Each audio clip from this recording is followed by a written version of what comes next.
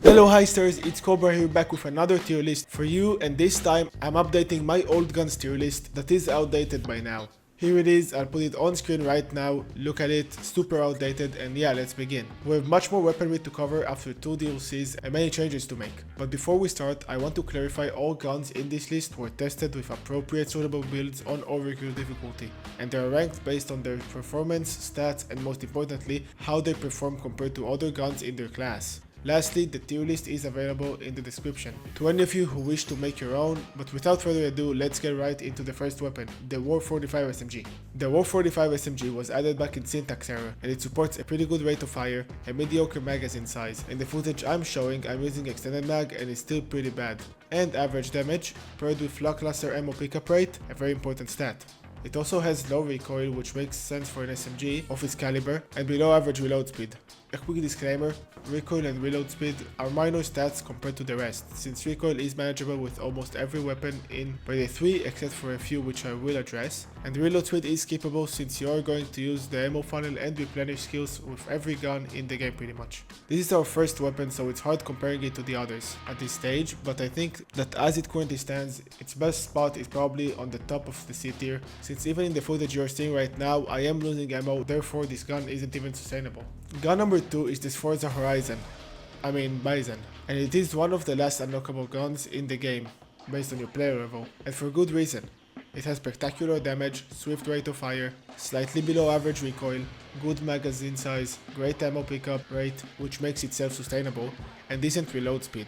Overall, amazing stats for a revolver, but what makes this Forza so special is how you can quickly chain kills with it and mow down cops like there's no tomorrow. Tear them piece by piece. Whenever you're struggling, you just pull it out and start hip firing heads with edge, and it's like a 6-cylinder pocket sniper that ruins everything in its path. Compared to the other weapons in its class, it's again the first we're judging, but it outperforms the rest by a large margin, so I'm placing it in the S tier, and I can confidently say it's without a doubt the strongest secondary in the game right now. And from a phenomenal gun, we now move on to an abysmal one. The Thick PC9 SMG, one of the weakest guns on launch, hasn't changed much in the past 8 months, and is still very bad. Its damage is below average, rate of fire is pretty good, reload speed is quick too, recoil is unfelt, which is awesome, and mag size is mediocre. So what's so bad about it? Well, it just doesn't kill cops. It is sustainable and it does shoot fast, but when you're facing an army of police officers, they're gonna mow you down faster than you shred them to pieces. Best you can do with the Thick PC9 is grab the your shots cause heavy stagger skill and start hip firing all around in hopes you'll survive. Compared to its fellow SMGs, the War 45 has more damage and actually kills, but is unsustainable, but I prefer that over the pacifist machine we call the Thick PC9. It lands in below the War 45 in C tier for me. Thick to thick, we now have the Thick 22 LR, a single fire marksman rifle DMR added with Syntax error. This is the second Syntax error weapon we have on this list, and the second thick weapon on this list. Odd coincidence, but enough yapping and more analyzing. The Thick 22 TLR has an average rate of fire, pretty much as fast as you can pull the trigger, as DMRs are, good damage, above average definitely, usually 2 shots to the head, so you should build it with a small scope in mind and go for those close quarters double taps. It's also paired with an average reload speed, decent recoil for a DMR when using a 1x scope, good magazine size when equipped with an extended mag attachment, and very good ammo pickup rate, which let itself be sustainable and that lasts for very long. After all the praise I've given it, most of you will be displeased with where I'm gonna place it, and that's gonna be right here in the top of the B tier. Why, you ask? You shall see when you get to the other weapons that perform similarly to it, and they're way better. But they do serve slightly different purposes, so this gun in its own close quarters tap machine niche is doing a great job, but not as good as the other picks. Marksman rifle DMR to an assault rifle that tries to be a DMR, with the VF7S or the SCAR, and this used to be the best gun on launch. Used to one-tap heads from any distance with a glorious mag size and good fire rate. Nowadays it's still in its former glory, but overshadowed by the better weapons introduced after it. So let's go over the stats. Great damage, good rate of fire, although meaningless since the weapon shall not be used as a spraying weapon, but more of an accurate DMR, used for tapping heads. Slightly below average recoil depending on your scope, pretty bad reload speed, but that's pretty relevant too. Good ammo pickup rate, which makes it self-sustain pretty nicely, and the fat magazine size when equipped with the extended mag attachment. This truly goes above the fix since, as I said when going over it, the other guns in its class do a better job than itself, so I place it in the bottom of A tier since it won one-taps heads, but it's not on the level of some of the other guns we've yet to talk about. Back to SMGs, our sixth weapon is the SG Compact 7, and I'll be honest, I was surprised when I tried playing with this again. I thought it would be horrible like I remember it, but all in all, it seems like an upgraded version of the FIC PC9 in every way. Well, I should say they feel pretty much the same, but the SG Compact 7 actually kills cops, with its good damage for an SMG, with good rate of fire, quick reload speed, non-existent recoil, mediocre ammo pickup rate, and average magazine size. It just seems to overpower most SMGs with ease, which honestly left me shocked after I tried it. This is gonna go in high B tier, just because there's too many good weapons to shove upwards. I have to put it here, but I might change this rating later. But I think it has about the same power as the FIC 22 TLR. Finally, we've reached the new weapons from Boys in Blue,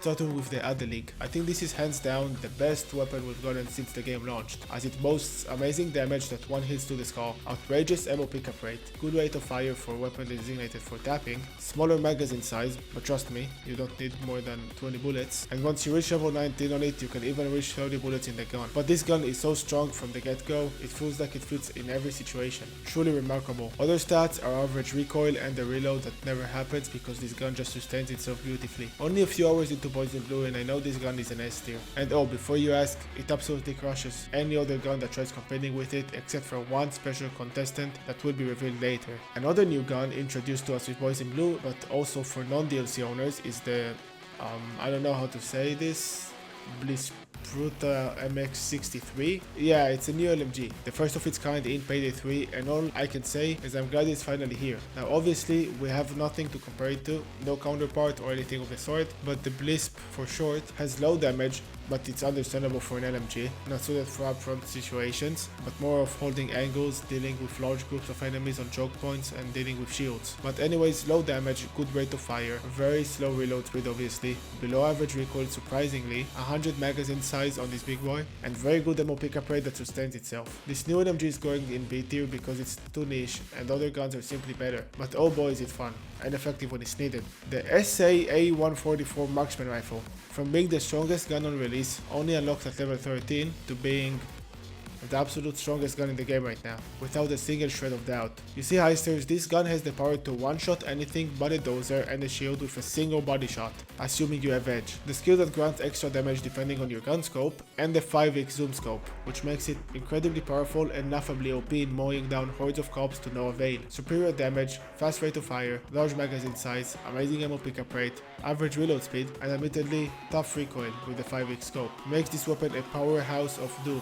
Top of S tier. Our first shotgun is the Reinfeld, a pump action shotgun with surprisingly lackluster inconsistent damage, failing to one-shot often in close quarters combat, below average rate of fire due to its pump action nature, slow reload speed of one shell at a time, no recoil pretty much, 8 mag size which is considerably decent, but due to the lack of one-shot potential, feels like it runs out very quickly, and decent ammo pickup rate. The Reinfeld is the weakest of the shotguns, and for that reason I'm barely giving it the edge of B tier, at the very bottom. Almost C tier, but not quite there due to its self-sustainability and surprising efficiency and chance to shine at rare moments. Also, it's super fucking fun to use. Next up, everyone's forcibly favorite starter weapon, the CAR-4, is an average agent of mediocrity, assault rifle that actually begins to excel when paired with the right attachments. Decent damage, good rate of fire, low recoil, decent reload speed, slightly above average magazine capacity for an assault rifle, but the real killer is the ammo pickup rate, which is severely bad and makes this gun run out of ammo super quickly, leaving it and you in the dust. Beginner gun, simple and straightforward, but won't last you very far. The CAR-4 earns itself a spot on top of the C tier. And now we have a few pistols to go through, starting with the SP Model 11, which is probably the best non-revolver secondary in the game, having a pretty big magazine size, great damage, good rate of fire, average recoil, decent reload speed for an extended magged weapon, and slightly below average ammo pickup rate. This pistol fulfills everything you can want from a secondary weapon. I'm placing the SP Model 11 in the middle of the B tier. Our next pistol is the Strike 7, and this pistol loves being on long rampages with its huge 32 round magazine when paired with extended mags. Along with its average damage and fast rate of fire and spammability, its reload is also not bad for a weapon with such a large mag, and its recoil isn't bad at all too. Lastly, the ammo pickup rate is actually alright. which makes for a pretty fine secondary. I'm placing it right behind the SP Model 11 since that gun is slightly more reliable in the relevant situations. Moving on, our second weapon from Boys in Blue, the 80K7, is an SMG that holds an above average rate of fire, good damage if you hit your shots, abnormal ammo pickup rate which is superior to all other SMGs, below average recoil, average magazine size and a swift reload speed. This gun is like the SP Model 11 that is everything you can ask for in its respective weapon class. This is the perfect SMG and it serves its purpose well by destroying cops. It's earned itself a nice comfortable spot in the A tier. On to the last Boys in Blue weapon, and what was the highlight for me in this DLC is the Bull Kick 500. I'm a sucker for revolvers and they've actually pushed the limits with this one. The Bull Kick 500 decimates and deletes every cop once you end a single body shot on them for a hefty price. Low rate of fire, below average reload speed, very high recoil, the lowest revolver mag size in the game, although only by one bullet, and a crushing ammo pickup rate that just barely almost sustains itself. It's clear Starbreeze knew what they were doing with this gun. Theoretically, this gun in the hands of a master could chain kills with it for a very long time if he keeps hitting his shots, which makes this gun an absolute menace to cop society as long as you manage to fill up their bodies with a single sleeping pill made of lead. The Bull Kick 500 earns a very respectable spot in the A tier for its excellence, but not as good as the Sforza. Now, the last revolver, which used to be my personal favorite, the Castigo 44. When the game released, it used to one-tap any cop in sight while being extremely fun to use. Shoot fast, great ammo recovery, average magazine size, pretty mediocre recoil and reload speed. It was just a gun you can pull out in a pinch and start tapping, just like the Sforza. But Overkill realized there cannot be two, so now the Castigo is just shy of one-shotting and actually one-taps with that one skill that doubles effects like Edge if you have adrenaline. But just shy of one shot doesn't cut it. I'm placing my boy the Castigo in the C tier. Our last syntax error weapon is the FSA 12G shotgun, which is the only semi-automatic shotgun in Payday 3. It has average damage, decent rate of fire, quick and swift reload, a hefty fat mag size for a shotty, and a good ammo pickup rate. Now, it's not as good as it was on release, but it still packs a punch and can perform very well on different circumstances, which is why it's gonna be placed in the lower A tier. The KU-59, everyone's favorite weapon, is here, and boy it sucks. I'm a huge fan of the AK and I love this gun on release, but it's just mid now. The KU has average damage, average rate of fire, slightly above average mag size because of extended mags, manageable recoil, decent reload speed, and a bad ammo pickup rate, which kills it. The KU is unfortunately going to be placed in the top of the C tier. We finally reached the last shotgun. The Moscone 12 Classic is an absolute tribute to the Doom Super Shotgun, by the fact it destroys cops and demons alike with a single well-placed shot and sends them to hell where they belong. The Moscone can chain kills like a maniac and become an unstoppable force. Incredible damage, although it has some mild inconsistencies, good infinitely sustainable ammo pickup rate, and every other stat, rate of fire, reload speed, recoil, mag size does not matter in the slightest. This gem goes in S tier for its super fun gameplay and superb performance. From one of the best weapons to the worst weapon. I'm placing the Shit West B9 in D tier for its shit damage, alright fire rate, abysmal ammo pickup rate, and that's all she wrote. The Signature 403 is my personal favorite looking gun, and my stealth go-to. It's not as good as it was on launch, but it can do some wonders. Decent damage, high rate of fire, mediocre magazine size and ammo pickup rate, low recoil, and very quick reload make this gun a reliable sidearm for every situation. C tier. The Rifle 900S is a gun I placed in the D tier last time I made one of these, but now it goes straight to A, because this gun can f*** if it has a correlating build. Personally, I love to run it with hip fire and just kill anything and everything that moves, as you're seeing on screen, but for the stats, it's a sniper. Over the top damage, very slow rate of fire, high recoil, quick reload, mediocre mag size, and good ammo pickup rate make this weapon a certified cop killer. The final two guns. Let's start with the Signature 40. The starter pistol is undeniably the worst pistol in the game and just sucks in every possible way. Bad damage, low mag size, below average rate of fire, low recoil, fast reload speed, and okay ammo pickup rate, but it never kills. It's a literal useless pea shooter. D tier next to Mr. B9. And lastly, the Ziv. The previously worst weapon in the game is surprisingly better. Look, I've tried it again for this video and it actually killed. That doesn't mean it didn't have a truly garbage ammo pickup rate, but it did have decent damage, very fast rate of fire, low recoil, very fast reload speed, and a small mag size, but the pickup rate and the mag size on their own are enough to kill this gun, which is gonna be placed in the C tier. Editing Cobra here. I forgot the overkill weapons in this list, so I'll say the sniper is an S tier and the grenade launcher is in B tier probably. Hard to rank, I don't use it much, but I've heard it's improved. But that's my updated tier list for Boys in Blue. I hope you enjoyed the video and that it helped you. If you did, please consider leaving a like and a sub, and I'll see you around the police station, heisters. Peace.